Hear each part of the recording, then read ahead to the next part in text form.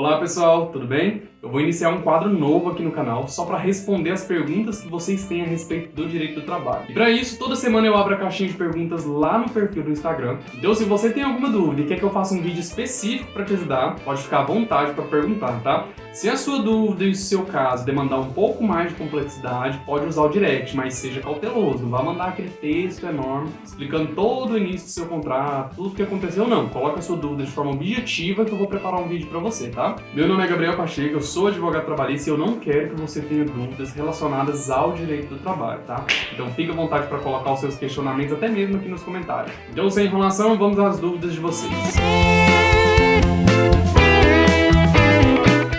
Primeira questão. Se eu beber uma cerveja no horário de almoço, posso ser demitido por justa causa? Uma pergunta boa, hein? Vamos lá. É o seguinte, eu vou esclarecer tudo pra você. O horário de almoço, ele não computa na jornada de trabalho do empregado e se trata de um período de suspensão contratual. Preste atenção nisso que vai ser importante para responder essa questão. Como se trata de uma hipótese de suspensão, isso significa que o empregado não trabalha durante o horário de almoço, não recebe a remuneração por esse período, mas continua vinculado à empresa como empregado. O contrato de trabalho é apenas suspenso nesse intervalozinho, tá? É isso que diz basicamente o parágrafo 2º do artigo 71 lá da CLT. Se trata, portanto, o horário de almoço de um período de descanso do empregado. É o tempo em que o empregado não está à disposição da empresa, ele não está à disposição do empregador. E isso significa, então, que o empregado, durante esse período, pode fazer o que ele quiser. Ele pode ir para casa, ele pode almoçar, ele pode dormir, ele pode namorar, ele pode passear, enfim. O empregado pode fazer o que ele quiser no horário de almoço. Mas tem um detalhe que é interessante. Se esse empregado, durante o seu horário de almoço, ele estiver dentro da empresa, nas dependências da empresa,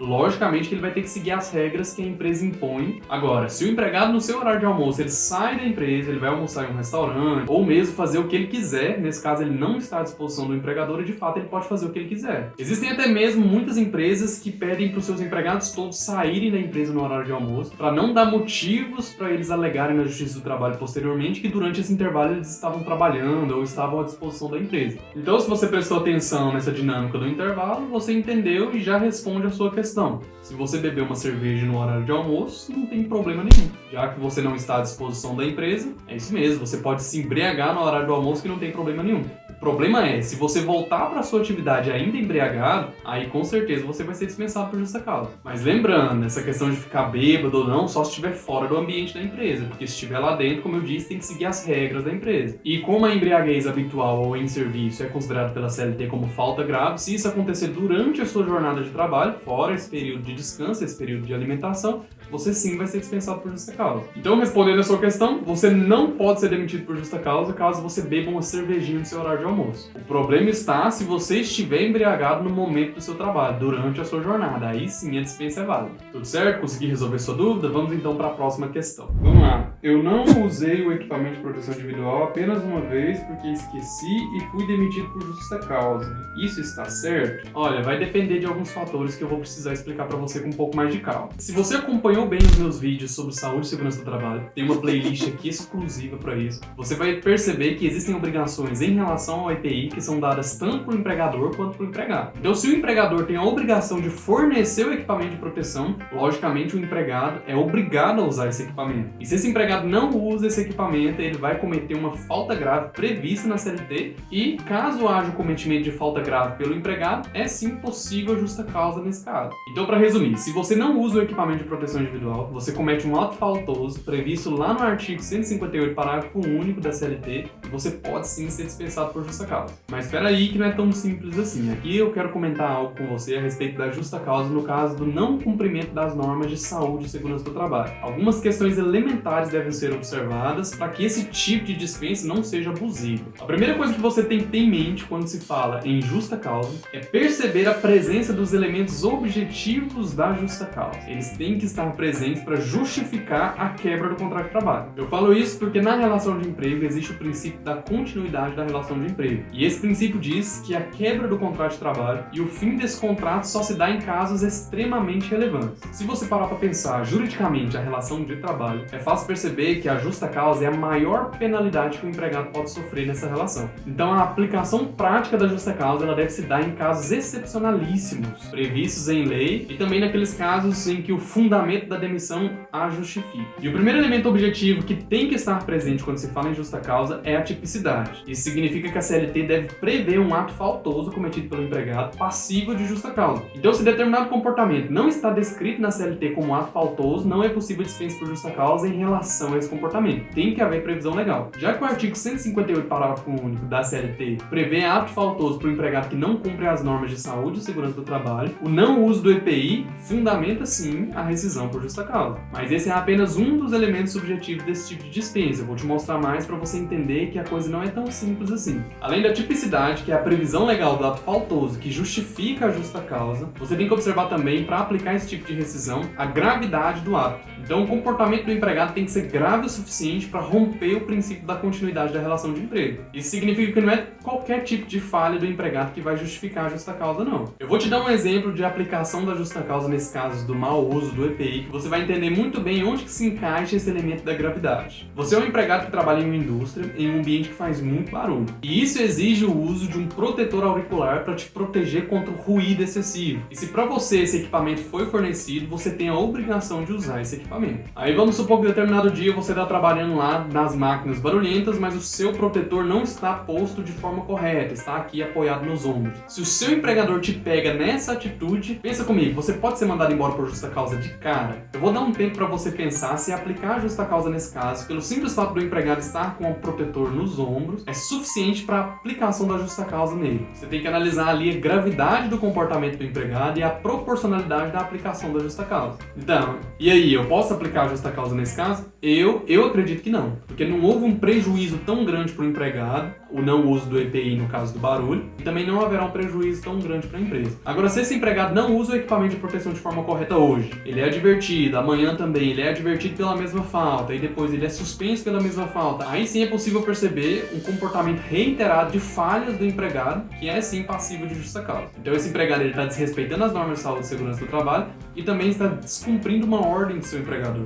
Nesse caso, a justa causa é válida. Mas aplicar de cara a justa causa na primeira vez que esse empregado foi visto usando o equipamento de forma errada, eu acredito que não é proporcional. Agora eu vou te explicar um outro exemplo para você entender a gravidade e a proporção da situação que nós estamos conversando. Vamos supor que você é uma construtora e tem um empregado trabalhando na parte externa de um edifício, no acabamento da parte externa de um edifício, e ele está trabalhando sem o cinto de segurança adequado. Isso significa que a qualquer momento, se esse empregado cair dali, ele pode morrer. Nesse caso, pensa comigo a respeito da gravidade e da proporcionalidade da aplicação da justa causa. Se esse empregado for visto trabalhando na parte externa do prédio sem o cinto de segurança, você acha que é proporcional aplicar a justa causa de cara? Olha a gravidade da situação, presta atenção em tudo que eu te mostrei. Nesse caso da construtora, eu entendo que é possível sim a aplicação da justa causa de cara. Porque se você for aplicar uma advertência no empregado que não usa o cinto de segurança, para depois aplicar outra advertência, para depois aplicar a suspensão, pode ser que esse empregado infelizmente venha morrer antes mesmo de você dispensá-lo.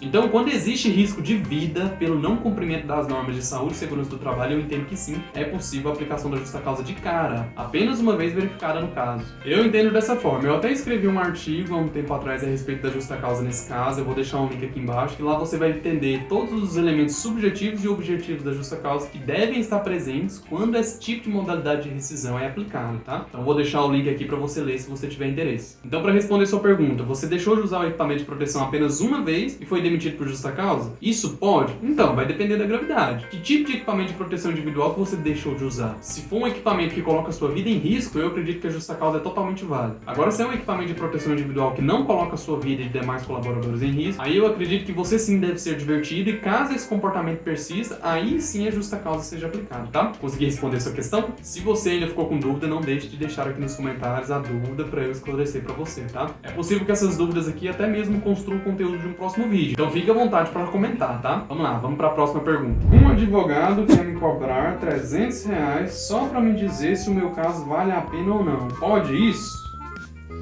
Olha, vamos lá, vou ser bem franco com você. Se você não tem condições de contratar um médico particular para cuidar da sua saúde, infelizmente você vai ter que recorrer ao sistema público de saúde, não é? Se você também não tem condições de contratar um motorista particular para te levar onde você quer, você também vai ter que buscar o sistema público de transporte para se locomover na cidade, não é isso? Da mesma forma, se você não tem condições de pagar uma escola particular ou uma faculdade particular, você vai ter sim que recorrer ao sistema público de ensino. Agora, se você não tem condições de contratar um advogado particular para tirar todas as suas dúvidas, dúvidas, te dizer quais os riscos do seu processo, te mostrar se vale a pena ou não esse tipo de demanda, você também terá que buscar a guarida pública para resolver seu problema. A Defensoria Pública, neste caso, foi feita para você. É uma instituição séria, voltada exclusivamente para proteger o interesse daquelas pessoas que não têm condições justamente de contratar um serviço particular especializado. Da mesma forma como o sistema de saúde, educação e transporte. Agora, eu só não garanto que a Defensoria Pública vai conseguir te atender no momento em que você quiser. Eu posso garantir que são excelentes profissionais os defensores públicos, pelo menos aqui em Goiás, que são os que eu tenho mais contato, são excelentes e vão fazer de tudo para resolver o seu problema. Mas se você quer agilidade, se você quer uma prestação de serviço que te atenda de uma forma bem mais individualizada e artesanal, aí você vai ter sim que gastar um dinheiro com um advogado. Se você não tem condições, a única saída para você é a Defensoria Pública mesmo. Então, para responder sua dúvida, o advogado quis te cobrar R$300 só para dizer se o seu caso vale a pena ou não. Será que isso pode? Claro que pode. E na minha opinião, eu acredito que o advogado não só pode cobrar esse valor, como deve cobrar esse valor de consultoria, porque ele está prestando um serviço para você. Mesmo que seja uma coisa simples. Porque essa situação simples é simples para o profissional especializado. Porque se fosse simples para você, você não estaria procurando um profissional para resolver seu problema, não é? Então, para te responder, pode sim cobrar esses R$300 e dependendo do seu caso, dependendo do seu problema, essa consultoria jurídica está muito barata.